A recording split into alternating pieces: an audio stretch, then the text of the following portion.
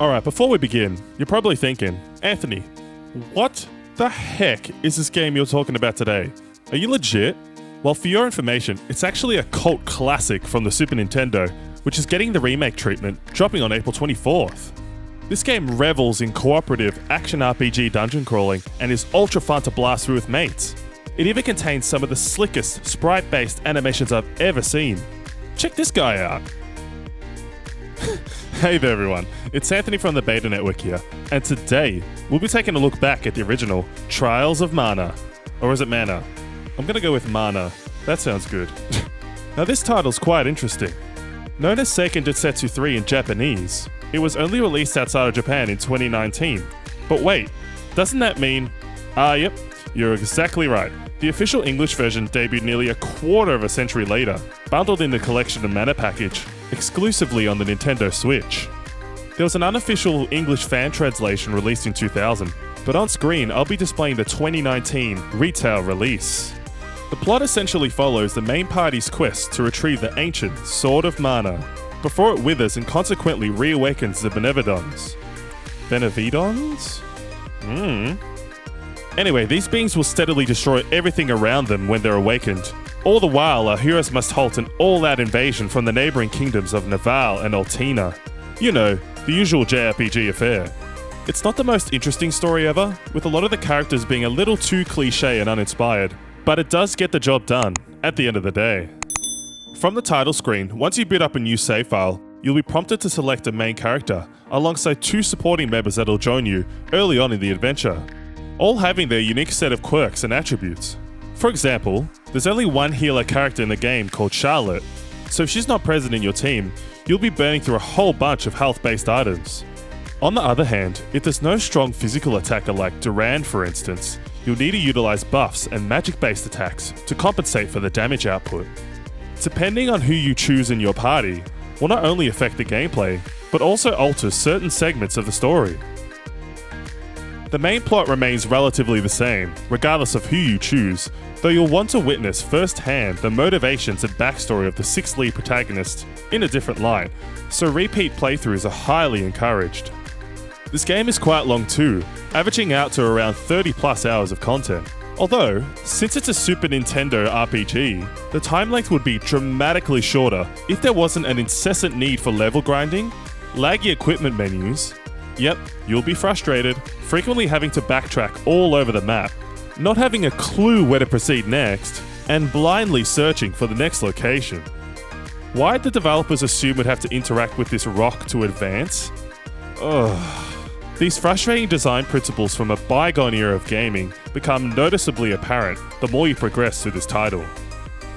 In battle, you control one of three party members, being able to freely switch between them on the fly, and you can also assign manual functions to your AI-controlled teammates through the game's ring menu, which pauses combat, allowing you to pick an item, magic spell, or special ability to utilize, adding an extra layer of control and strategy from Trials of Mana's often button-mashy gameplay. Unlike Secret of Mana, where you're required to wait for full attack power, you can just unleash everything you've got, with virtually no restrictions. This adds to the pace of the combat, but in turn, often makes the game's skirmishes a little too frenetic.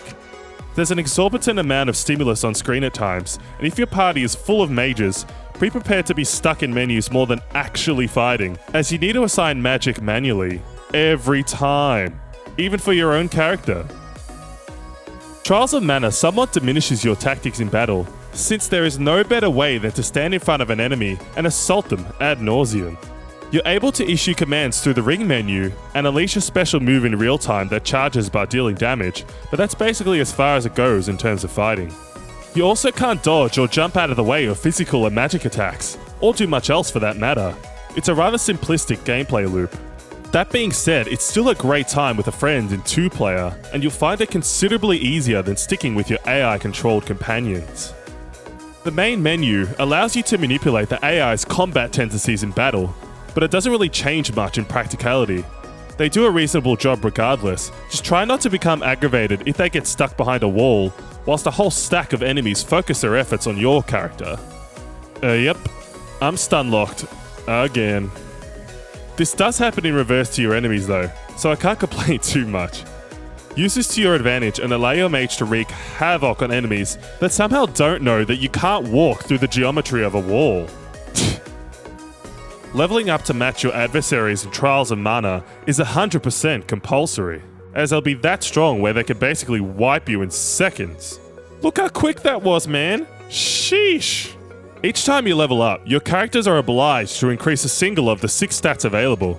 Since each character has a different set of attributes, emphasizing one or 2 stats over the others is essential. The only issue is, Trials of Mana has no in-game tutorial or physical manual of any kind about this feature, so you're pretty much left to figure out what the best route is for each party member, often leading to suboptimal results on your initial playthrough.